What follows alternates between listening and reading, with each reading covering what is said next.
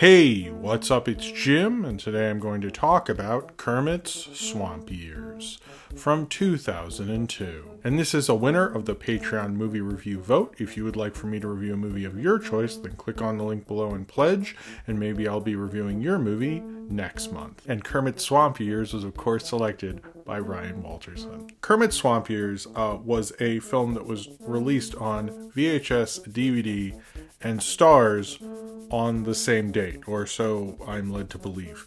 It was in the time between when Muppets from Space happened and when Disney properly acquired the Muppets, because that actually didn't happen until 2004. And it is very much a direct to DVD or direct to video kind of a movie in terms of quality and everything. It's also sort of a strange one because it's also, obviously, because it's Kermit's Swamp Years, a prequel. When I first started this, I assumed this was like a pilot that they made and was rejected, and they were like, well, might as well make money off this pilot, which happened. That's happened before. They made a deal for Twin Peaks, actually, the pilot for that, just in case, to like make some extra dough. So I could have saw that happening, and I thought that would explain this better. That's not true. Apparently they just decided to make, make some money off the Muppets, and since Muppets from Space was a bomb, and I guess this is the next movie, of course, because I reviewed all the Muppet movies. So the premise of this is basically Kermit in his swamp years, but it's not necessarily just about Kermit. He has all these friends, like, they have dumb names, like Goggles, Croaker, Lotch, the bullfrog, who I thought was a toad, to be honest with you, until just now. I'm sure they said that, but he just looks like a toad. I'm sorry if I said that. So basically, Kermit and his friends are in the swamp, and they're like, oh, it'd be cool to maybe get out. Maybe Kermit can get out or whatever. His friends get kidnapped, sort of unrelated, by a guy who runs a pet store. He sells the frogs to a scientist, and Kermit needs to rescue him. And that's weird because this feels like if you're going to have a prequel of Kermit, like, you'd think you'd want to sell more of the thing that we got at the beginning. Like, he has all these dreams, he wants to be something. Like, why don't they have a band? Like, this film is also sort of set up like the Emmett Otter's Jug Band Christmas, where you get a Kermit at the beginning, like present Kermit, or 2002 Kermit at the beginning and the end. And I think, like, if you had literally just done Emmett Otter's Jug Band Christmas, but with like Kermit and some people, way better movie.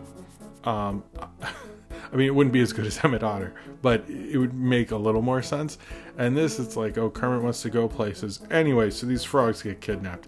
And that's like the rest of this thing, really. And this being a prequel, of course, he runs into a Statler and Waldorf, and even Jim Henson for some reason, which is weird, which then brings up the point, is this film even take place in the Muppets universe? Does it inspire the actual Kermit the Frog in our universe? Because then, if Jim Henson does exist in the Muppets world, then you're acknowledging that they're puppets, but in this movie, they are frogs. So is there a world where they're just frogs? Or is there a world, like, I don't think there's that many layers in this movie, but like did he recreate in the Muppet verse, in Jim Henson's world, in the fictional verse, did he create a Muppet that's lifelike? No, wait, that doesn't work. I don't know. This doesn't make any sense. But is it supposed to be the same Kermit in the Muppet Show? This is like a lot of different movies at once, which I think is a common complaint I've found going through reviews of this film, is that it's a lot of different movies. It feels like a fucking mess. I don't fully understand what they thought they were doing with Kermit, because if this was a pilot, I'd sort of get it. Like, you're like, okay, let's make new characters, let's reinvent the Muppets for the 2000s. Like, that sort of makes sense to me. Would I have thought this premise, like with Goggles and Croaker and all those people, was a good idea? No. And I do know, like, direct-to-video stuff at this time was actually doing better, particularly because of the, you got the Disney sequels, and if you want any, like, mom and pop, more let's say a mom and pop chain, which there were some, they would have these flyers, and they would really sell the direct-to-DVD stuff, because they're like, hey, you can only get this here.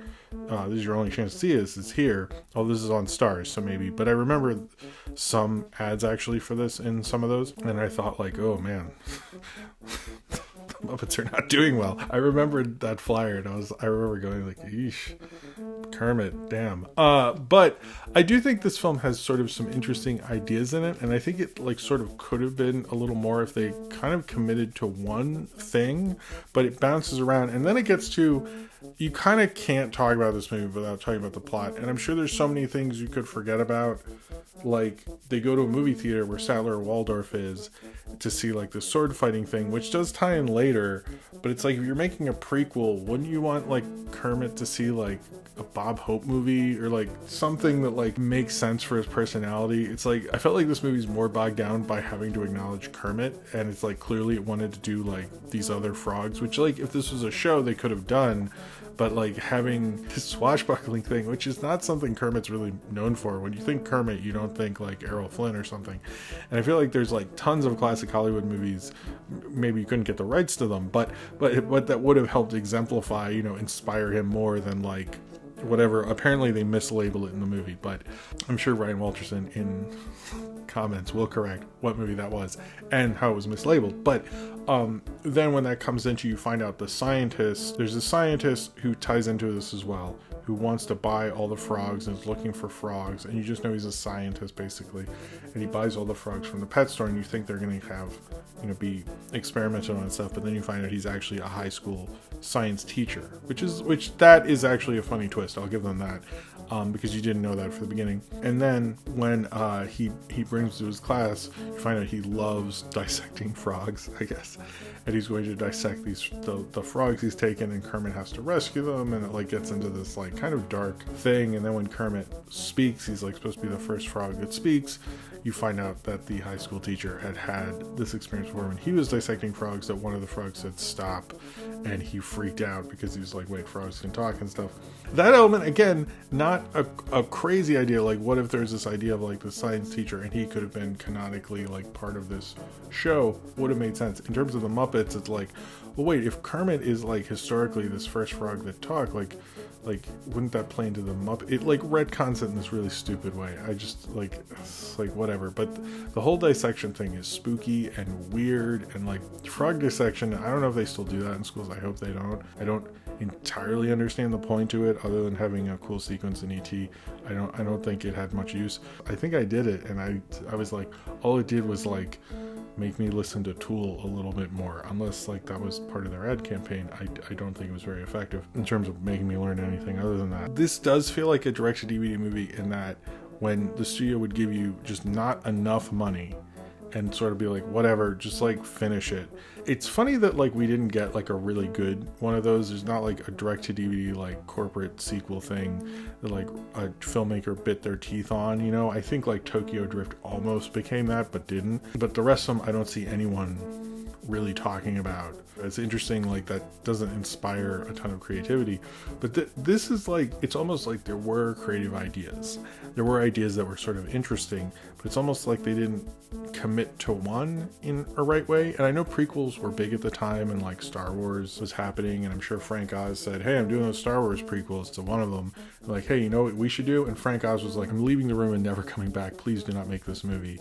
And then they're like, well, he's left the room, so I guess we can do it. But it just feels like that time, like they're like, oh, prequel's a good way, like it's not a reboot, it's not a remake, we won't get too upset, and we could still do something with these characters that are potentially profitable. But like Star Wars, like at least like it's not great, but it understands like what it's doing. And this, it's like, if you could have had, what I was thinking was like when we're in the high school scene with the frog dissection, we're gonna see Jim Henson, this Jim Henson character never comes back. Never, like a scene that like, you know, the audience is gonna care about. Like if you had that character come back throughout the movie, but he like doesn't. Same as Statler and Waldorf could have been like English teachers or something. Like to me, it felt like there was more you could have possibly done with it, because like the prequel element really doesn't work. It's really a movie about like these frogs saving themselves from being dissected. You really could call it like Frog Napped or something. The way they say Kermit Swamp Ears, you think it's gonna be like Stand By Me or like Now and Then or something, and it's very much not.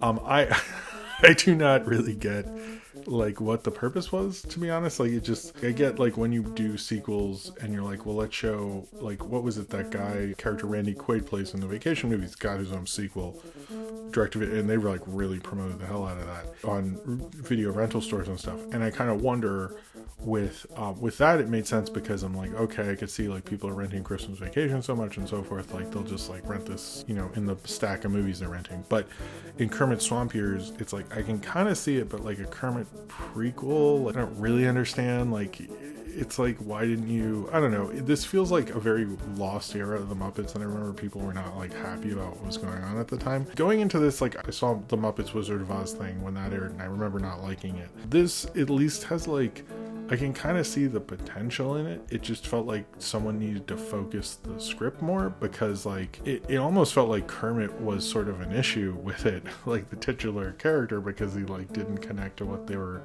doing, you know, which is like this frog dissection thing.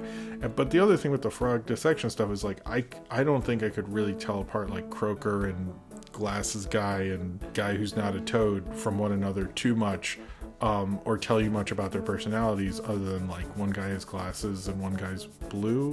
And it's like Kermit like is not just a frog. Like Kermit has beautiful songs he sings, and like elements and things that like really matter to him. And I think, you know, you care is putting on a show, and there's more to that character, and I don't think any of these characters were developed enough, you know. Like it's kind of the issue here is like I could see the potential, but it's almost like they didn't really do the work to like figure out the story. Like there were a couple drafts away from making this into something, and I know it's like a sort of a dumb thing, but I feel like you could have, maybe there's some ideas in here that could have worked.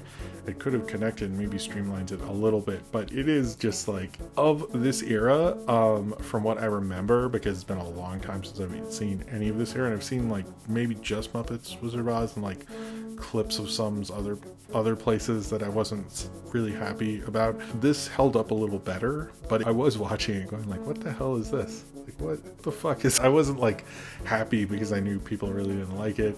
I think I don't know if it is considered the absolute worst of the Muppet things ever. I think it needed to understand what it exactly was, and when you're a prequel, you need to just be precise about what you're saying, and I don't think this really even knew what it was doing, you know. If you're gonna be a sequel to the Muppets, like set things up, and they have animals talking who aren't Muppets. It's just like, it was sort of a mess of ideas, but I think within that it had a germ of something. Like a lot of these you just kind of like tune out, and I, you know, if you've ever seen one of these before, you kind of, by the end, you're kind of like a zombie of like, this is like beating me into submission that I'm just sitting here and leaving it on at this point. But like there are enough things to keep you going with it. Like it's definitely a movie like you could discuss, not in maybe a good way, but it's definitely a movie like, if you know someone who's seen it, you're like, there's a frog dissection, and like Jim Henson shows up, it's got like Waldorf for there, and like Kermit's not actually that important, which is confusing. I mean, he does save the day, so I guess that's important. But and there's like a science teacher, and there's this and there's that, and it also felt like they could have had like used like some cooler character actors who weren't as big at the time. Like Dave Gruber Allen, I actually thought would have played a good pet shop owner, or like have somebody, you know, maybe from like Mystery Science Theater, like Dr. Forrester, sorry, of course, because, you know, like there's certain cool character actors they could have gotten that would have made this more enjoyable. I didn't really like the human actors that much. They felt like people who would get rejected for roles, and rightfully so, for not having enough of a personality. I felt like there's a lot they could have maybe done with this and like streamlined, but it does, like, seriously, it does capture, I really do think it captures your attention, just because you're sort of baffled and surprised they make these moves. But I don't know if baffled and surprised is like something I'd really want to experience ever again, or like recommend to anyone. It just felt like someone like trying to grasp at straws to like keep this property going while they're sort of waiting for Disney to buy them or something like that. And I think that's sort of a shame that this is where it was for a little bit, but it did feel like they at least tried, and I guess there's like some sort of merit to that. So if you've seen Kermit Swamp Years and you would like to talk about it, then comment below in the comments and subscribe if you would like to. And this was a winner of the Patreon movie review vote. If you would like for me to review a movie of your choice, then click on the link below and pledge, and maybe I'll be reviewing your movie next month. Thank you very much for watching.